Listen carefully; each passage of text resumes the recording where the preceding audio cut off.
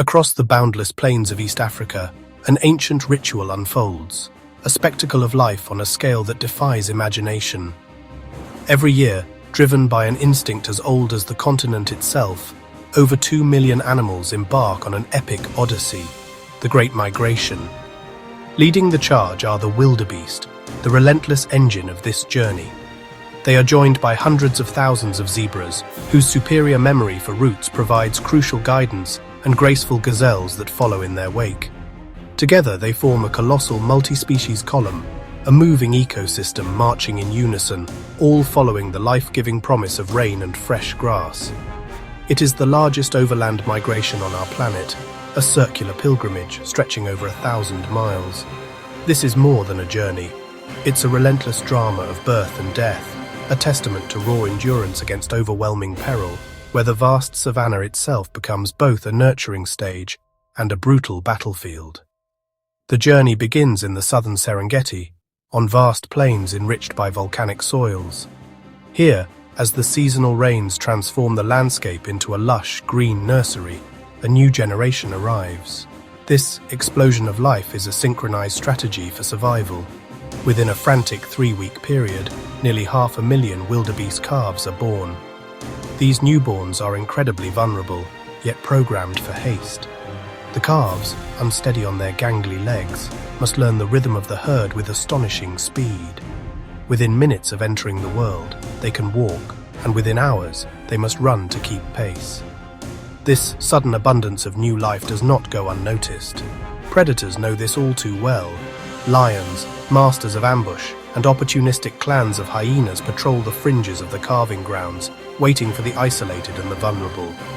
For every life born, another may end, for such is the unforgiving yet perfect balance of the savanna. In the first weeks of life, the bond between a wildebeest calf and its mother is absolute.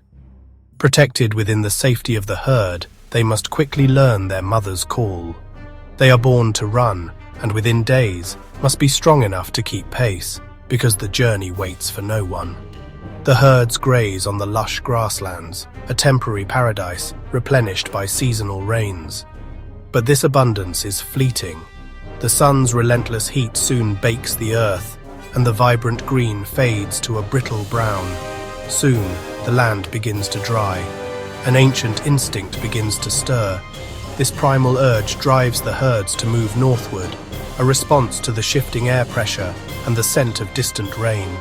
They follow invisible pathways, carved not just into their DNA, but into the collective memory of generations.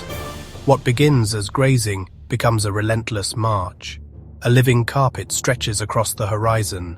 Wildebeest in the millions form the backbone of this procession, joined by zebras in the tens of thousands and gazelles by the thousands, all marching together. The migration is not just about grass, it is a complex strategy for survival. Each species plays a part. Zebras lead with keen eyesight, spotting danger from afar. Wildebeest follow with their powerful sense of smell, guiding the congregation toward water, and gazelles keep close for protection. Together they form an army of survival, marching hundreds of kilometers under the scorching African sun. With the migration comes opportunity for hunters. Lions stalk the flanks of the herd, using stealth and teamwork. Cheetahs sprint after the calves, relying on speed and precision. Hyenas and jackals scavenge the fallen. Predators follow the migration, for the great herds are their lifeline. The savanna becomes a battlefield, where every encounter is a contest between survival and starvation. As weeks pass, the journey grows harsher. The herds must cross barren landscapes, where dust replaces grass.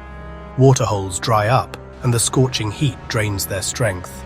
Calves stumble, mothers falter, and the weak are left behind.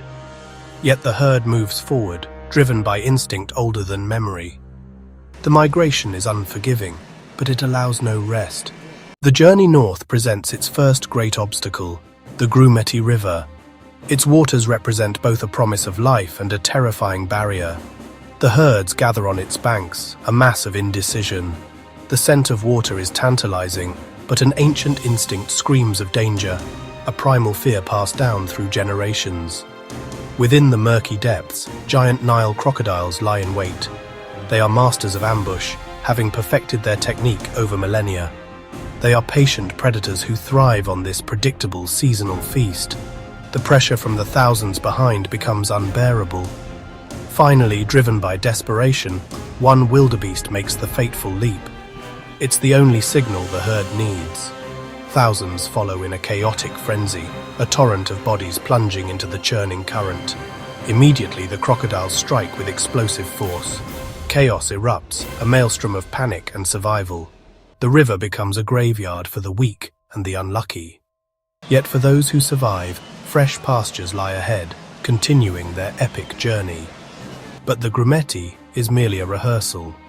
Farther north lies the legendary Mara River, a far deadlier and more treacherous challenge. Its currents, fed by the highlands, are faster and more powerful.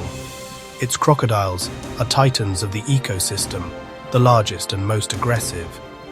Here, the hesitation is profound. Herds amass on the steep cliff-like banks for days, creating a bottleneck of tension.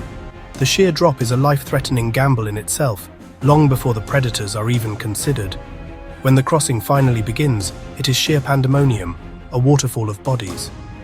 In the crush, many are trampled or drowned by the weight of the herd, victims of their own collective panic. The waiting crocodiles seize their opportunity, dragging victims into the depths with brutal efficiency. But against all odds, the majority push through, emerging on the far shore, bloodied yet victorious. They have conquered the final barrier, greeted by their promised land, the rich grasses of the Masai Mara. In the Masai Mara, the herds find relief. Grasslands stretch endlessly, offering food and rest. For a brief moment, the savanna feels like paradise. Predators too thrive here. Lion prides grow strong, hyenas raise their pups, and cheetahs find ample prey.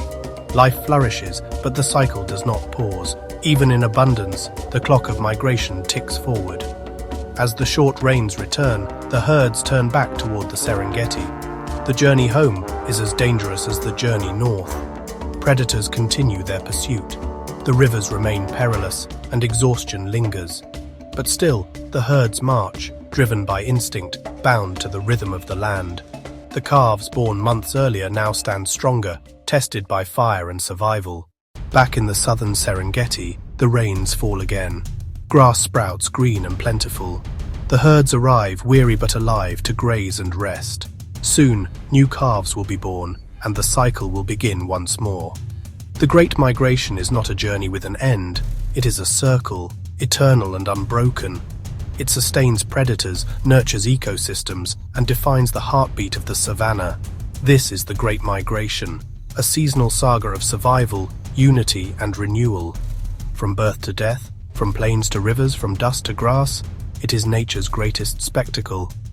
And as long as the rains fall and the savanna endures, the herds will march, reminding us of the timeless dance between life and the wild. If you enjoyed this journey, please like, subscribe, and share to support more wildlife stories.